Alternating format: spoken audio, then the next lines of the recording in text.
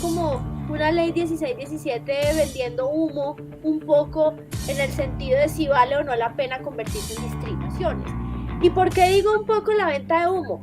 El otro día hablando con unos estudiantes acerca de Cali, me decían, caleños, ellos me decían, no somos distrito deportivo. ¿Eso qué quiere decir? Que el presupuesto general de la nación automáticamente le va a dar una partida a Cali para que Cali desarrolle una ciudadela deportiva. No, primero que no es verdad que reciban más recursos de la nación. Segundo, que puede haber un desfase de recursos propios en la transición de volverse municipio a distrito. Tercero, que no solamente es cambiarse el nombre, ese distrito tiene que mostrar una capacidad administrativa y financiera para asumir las nuevas competencias que va a tener. Bueno, esto realmente ha mejorado en los gobiernos municipales y pues la respuesta es que no. Yo creo que dejo ahí para no extenderme más y porque seguramente tendrán muchas preguntas, pero yo creo que sigue ahí estando un interrogante de ¿y distritos para qué? Repito, cualquier ciudad le pone lo que quiera. Santiago de Cali, esto es un poco risible. A mí me inquieta esto, me impresiona porque yo creo que si se cumplió la ley, esto debió haber requerido la aprobación del Consejo de Cali. Y yo no creo que sea fácil que un municipio se pegue este gol a sí mismo. Es el Distrito Especial Deportivo, Cultural, Turístico, Empresarial y de Servicios, supongo, pero es muy extraño. Si los municipios fueran realmente personas, se están clavando un cuchillo. Yo miré en YouTube o en la página pues, de la presidencia el presidente Santos cuando se despedía de su gobierno materialmente y feliz entregando a Cali, el municipio, la conversión de Cali en distrito. Cuando vi la cara de Hermitage, yo no lo vi feliz. Yo no lo vi feliz. Yo dije, ¿en qué nos metimos? ¿Qué es esto? Ahora, como dice Claudia, miremos las motivaciones. Yo digo que hay 4 motivaciones que yo encuentro detrás de esto. Primero, ya lo vimos evidente, participar ventajosamente en la olla de recursos de transferencias, que eso al ratico se suspendió, pero era la razón y sigue siendo una razón, digamos, por una mala lectura de la ley. Segundo, algunas competencias adicionales por las condiciones de manejo territorial de playas, puertos y por espacios turísticos o por infraestructura cultural de la nación, que hay que tener en cuenta que esas competencias incluyen no solamente unos ingresos, sino una responsabilidad. Eso también incluye unos gastos y una administración. Eso no es nada fácil, ni es barato, ni es regalado. La tercera motivación, y en esto, pues no sé si Paula estará de acuerdo conmigo, es un poquito de frivolidad. Las dos ches, es más chusco y más chévere. Aunque a mí me parece más bien chambón, parecerse a Bogotá. ¿Para qué llamarse alcalde municipal si usted puede ser alcalde distrital? No es cierto que ahora sí se pueda dividir en territorio, eso ya se podía dividir desde 1968 en comunas. Pero el invento de ser mejor que los demás fue de Bogotá, que cuando finalmente estableció su descentralización en la Constitución, a esas comunas las llamó localidades, porque es como más chévere, es más chusco tener localidades. Entonces hay mucho de frivolidad. Y el cuarto, por supuesto, es lo que realmente apareció, es el sindicato de políticos.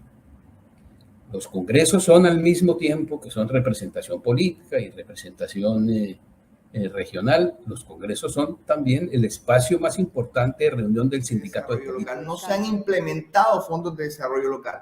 Entonces el distrito le ha entregado funciones a las localidades, pero no le entrega recursos para que esas localidades ejerzan las funciones. Entonces en el caso de Barranquilla puntualmente son 15 ediles por cada localidad, son 5 localidades. Tenemos 75 ediles y tenemos 5 alcaldes locales a los cuales se les pagan unos salarios, unos honorarios para administrar unos recursos, pero no administran porque no tienen recursos que administrar. Entonces allí donde la descentralización es incompleta porque la transferencia de funciones no ha sido acompañada de la transferencia de recursos por la inexistencia de los fondos de desarrollo local. No han sido implementados. Esa misma realidad la vive no solamente Barranquilla, sino los otros distritos especiales del país. La nueva denominación le llega a Cali con la Ley 1933 de 2018, que la define como Distrito Especial Deportivo, Cultural, Turístico, Empresarial y de Servicios. La idea es apoyar al gobierno municipal que se ve enfrentado a cumplir los términos legislativos y asumir este gran reto sin una preparación previa ni un soporte técnico y sólido. Hacer un balance de esa ley 1617. La pregunta, ¿qué incentivos generó la ley 1617 para la conversión de municipios en distritos?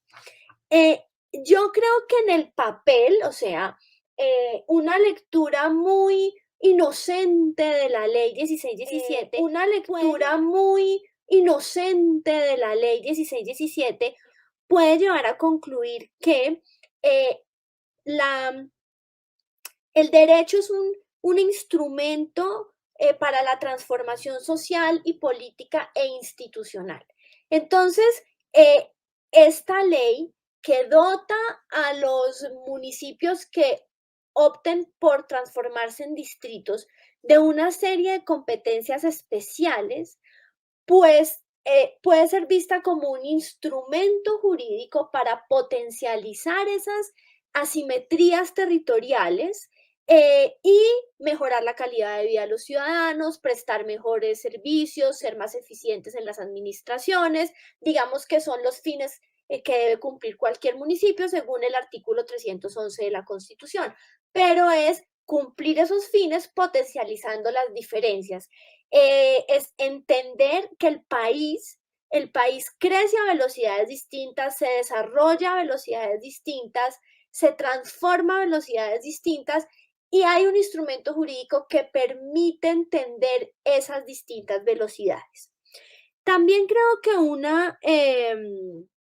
un posible incentivo puede ser el tener un estatus distinto al del municipio, un estatus que, repito, en papel da cierta relevancia, Otro incentivo, en mi opinión, puede ser la equivocada o errada lectura de la ley, que puede llevar a entender que las finanzas territoriales, las finanzas del municipio van a cambiar por el hecho de transformarse en distrito. En principio uno diría, bueno, cuando un municipio se está planteando la transformación en distrito, pues se debe preguntar cuáles son mis características especiales, mis hechos diferenciales, mis asimetrías territoriales, y si las competencias las competencias especiales que me ofrece la ley 1617 me van a servir para gestionar esas competencias y, como les digo, pues cumplir los fines de la entidad territorial, entre ellos pues mejorar la calidad de vida de sus habitantes. Y hago una claridad, no estoy hablando de los distritos con regímenes especiales como Bogotá, Barranquilla, Cartagena, que son distritos de creación constitucional con regímenes especiales, sino el resto de distritos, aquellos que se creen en desarrollo de la ley 1617, como ha sido el caso de Monpós, como ha sido el caso de Riohacha, como ha sido el caso de Cali, y luego tendríamos ya las competencias específicas que señala la ley para, por ejemplo, aquellos distritos que como Barranquilla sean distritos portuarios. Hay una falsa idea de que hay un aumento de recursos del Sistema General de Participaciones o del Sistema General de Regalías por convertirse en distritos. Y realmente lo que sucede es todo lo contrario. Los municipios que se transforman en distritos van a tener que empezar a financiar con sus recursos propios unos gastos de funcionamiento adicionales si adoptan esas estructuras administrativas distintas a los municipios que les permite su forma organizativa de distritos, las localidades y todo el aparato administrativo al interior de las localidades. Entonces yo creo que dentro de las limitaciones se pueden destacar, primero, que no es verdad que reciban más recursos de la nación, segundo, que puede haber un desfase de recursos propios en la transición de volverse municipio a distrito, tercero, que no solamente es cambiarse el nombre, ese distrito tiene que mostrar una capacidad administrativa y financiera para asumir las nuevas competencias que va a tener. Pues ese es el mapa de Colombia actualmente con los distritos. Diríamos que tenemos distritos de origen constitucional y legal. Y la pregunta es, y a lo que yo llamo distritos fallidos, que fueron los que la Corte Constitucional declaró inexequibles, y la pregunta es, ¿por qué un distrito, se crea un distrito vía reforma constitucional, como en el caso de Medellín, que se volvió distrito por el acto legislativo de julio del 2021, si ya existe la ley?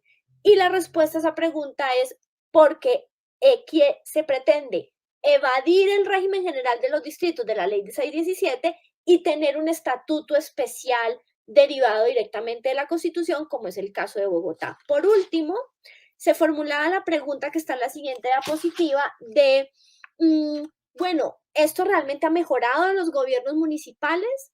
Y pues la respuesta es que no.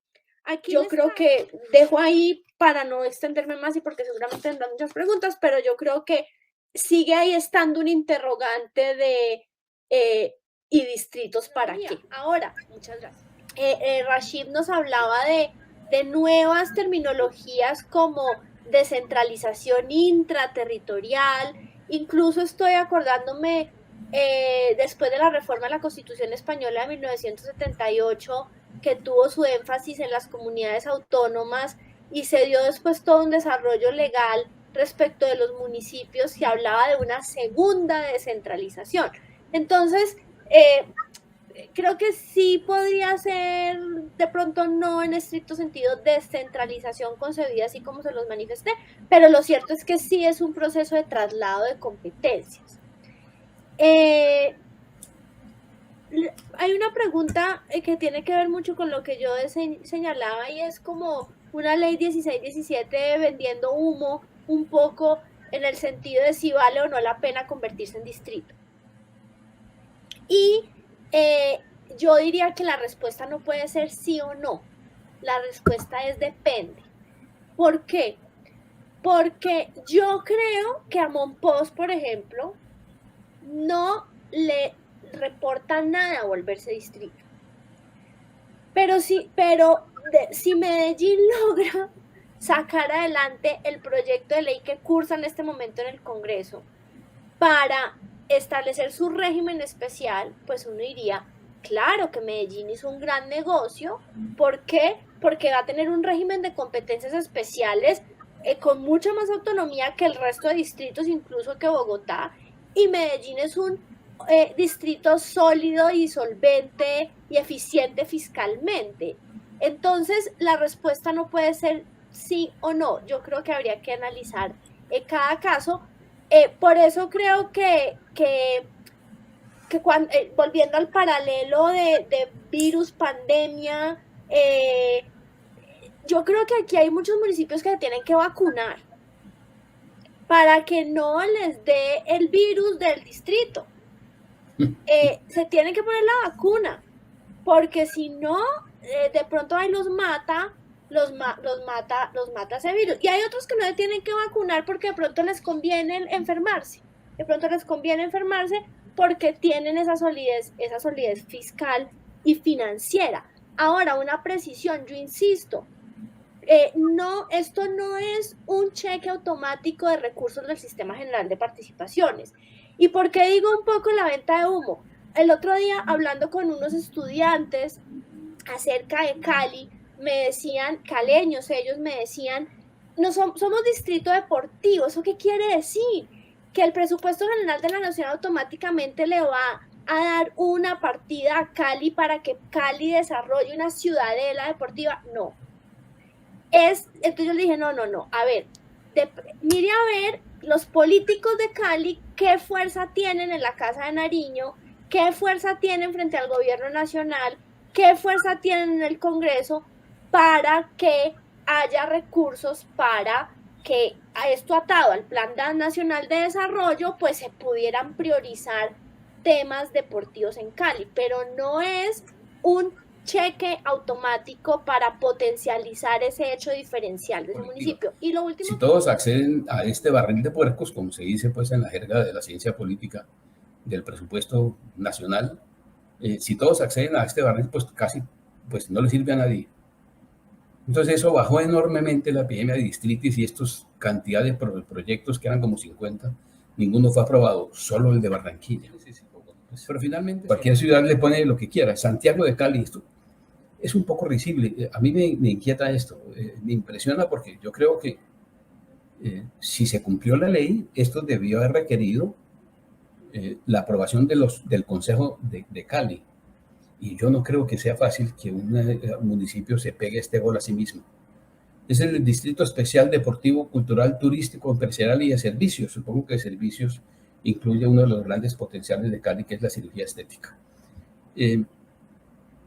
Esto es una pandemia, iban surgiendo, hasta que finalmente el Plan Nacional de Desarrollo, mi concepto en buena hora, y estoy seguro que a instancias del Departamento Nacional de Planeación, se agregaron requisitos para hacer más difícil el ingreso a esto, por la razón que voy a explicar más adelante. Yo creo que fue una buena decisión.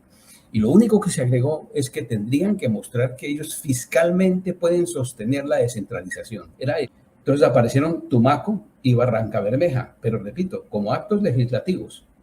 Como dijo Paula, es para saltarse la ley, para evadir ese requisito. Pero es muy extraño. Y la otra bestialidad que cometieron, por supuesto, son los fondos de desarrollo local. Es decir, estos crearon los fondos de desarrollo local y nombraron de gerente del Fondo de Desarrollo Local y representante legal al alcalde local. Es decir, eso fue tan erróneo que en el año 2021 se cambió eso, yo creo que rompiendo la unidad de materia del proyecto de las ciudades capitales, por otra cosa incompleta, que es que ahora el representante legal de los fondos de desarrollo local no es el alcalde local, sino el alcalde distrital, pero solo puede delegar en el alcalde local. Mientras que en el caso de Bogotá puede delegar en funcionarios de alto nivel distrital, por los secretarios del despacho. O sea, pues un alcalde que realmente descubra que él no puede arriesgarse a ser el representante legal y a firmar contratos que no conoce. Por consiguiente, no es que corrija mucho. Y yo creo que en este caso, la expedición de esta ley, lo que ha pasado con esto, es una muestra de que hemos pecado, nuestra democracia peca, porque estamos sometidos más bien a los intereses de los políticos que a los intereses del buen gobierno.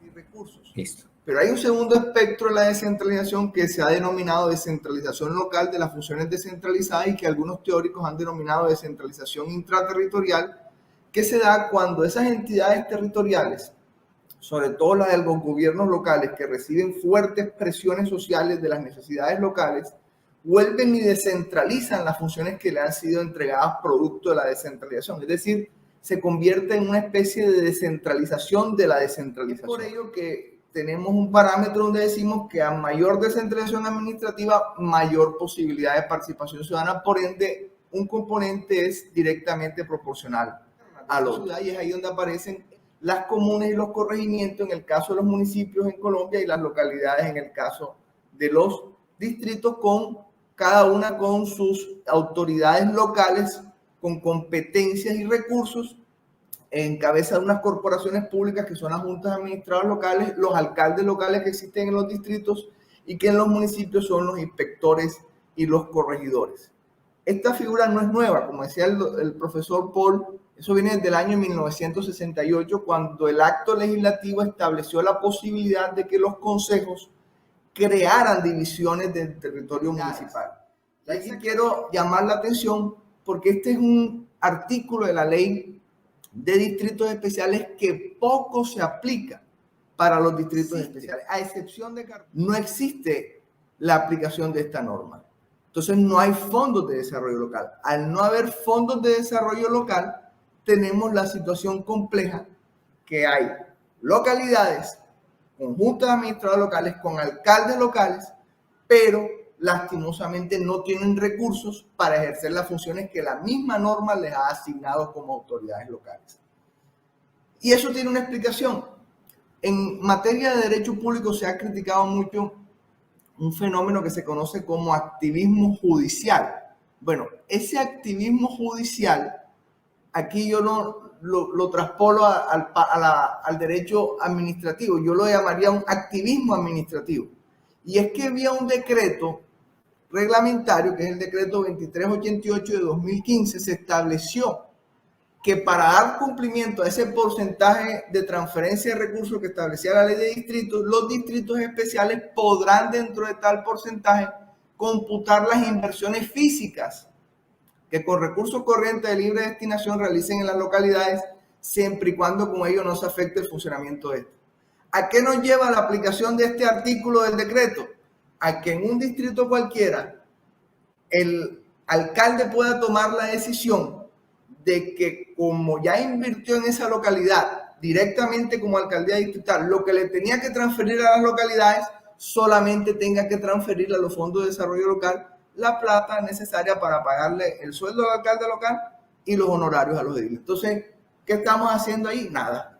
La finalidad de la norma, que está claramente establecida, se ve totalmente restringida con la aplicación de este decreto 1388 del año 2015, que en mi concepto es ilegal. Los fondos de desarrollo local, que son los que permiten la descentralización fiscal y que es lo que a la postre da lugar a que exista una descentralización real, porque la transferencia meramente de funciones hace que los procesos de descentralización no sean útiles y no permitan el desarrollo del verdadero proceso de democracia participativo que consagró la Constitución de 1991. Mientras eso se da, deben entrarse a señalar que nos quedaremos con la Constitución de 1886 en el nivel de gobierno local.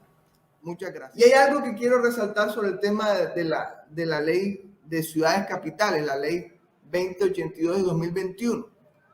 Que creo que también trata el tema demasiado folclórico y genera una confusión en la técnica administrativa aplicable. Establece que esta norma adopta mecanismos tendientes a fortalecer la descentralización administrativa. Pero cuando uno revisa la norma, del artículo 7 en adelante, no se habla de descentralización por ningún lado, sino que se habla de delegación. Entonces, miren ustedes cómo la ley te habla de descentralización en el título, pero en el desarrollo te habla de delegación, lo cual me parece algo supremamente incongruente. Y algo muy importante que trataba el profesor Paul. La ley reproduce unos artículos que modifican la 1617, donde le entrega la personería jurídica de los fondos de desarrollo local al alcalde distrital. La ley 1617 se la había entregado a los alcaldes locales. Con esta reforma, la representación legal pasa al alcalde distrital, ¿sí? Que puede delegarle las funciones al alcalde local de la respectiva localidad. Ese articulado, tal y cual como está consagrado en la ley 2082 del 2021, ya existió en el decreto 1421 del año 93, que es el Estatuto Orgánico de Bogotá. Y ese texto fue declarado nulo en el año 2018 por el Consejo de Estado, que eran nulos porque violentaban el principio de la autonomía territorial consagrado en el artículo 287 de la Constitución Política, porque quien debe definir la naturaleza, la estructura de los fondos de desarrollo local es el consejo del respectivo distrito, no el legislador. Entonces, habrá distritos donde en una decisión política el distrito entienda que sus localidades ya tienen la mayoría de edad y le entrega esos fondos y su manejo a las localidades y a las autoridades locales. Y habrá distritos donde entenderán o creerán que ese proceso debe ser más gradual y lo harán de manera paulatina. Pero tiene que ser una decisión del respectivo consejo distrital de acuerdo con el lineamiento del Consejo de Estado. En mi concepto, esta norma que está consagrada en la ley 2082 de 2021, que es la norma que crea el régimen de ciudades capitales, será inconstitucional, debe ser inconstitucional. Yo no sé si con la 16-17 luego los primeros de cambio, pues eso simplemente va a quedar allí. Me llama la atención en todo caso que se hacen reformas constitucionales. Algo pasa con un sistema jurídico cuando es más fácil hacer una reforma constitucional que aprobar una ley. Algo pasa. Pero con ese mismo argumento, toda la 16-17 en descentralización es derogable. Es decir, inconstitucional. puntos, con ese mismo argumento. Eso me sorprende muchísimo, me sorprende, seguramente es inconstitucional, es ilegal. Lo que hizo es ese detallito que dice, las inversiones que se hagan en las localidades ya hacen parte del 10%. Compañeros, es que todas las inversiones se hacen en las localidades. Todas las inversiones se hacen en las localidades. Si no, ¿en dónde se hacen las inversiones si no es en las localidades? No habría descentralización. Es decir, eso es un golpe enorme que muestra es cómo es la competencia del poder de unos políticos que quieren crear una norma para entregarse más posibilidad de manejo presupuestal a ellos y a sus electores, y pues, creando el espacio de su competencia. Mire, es que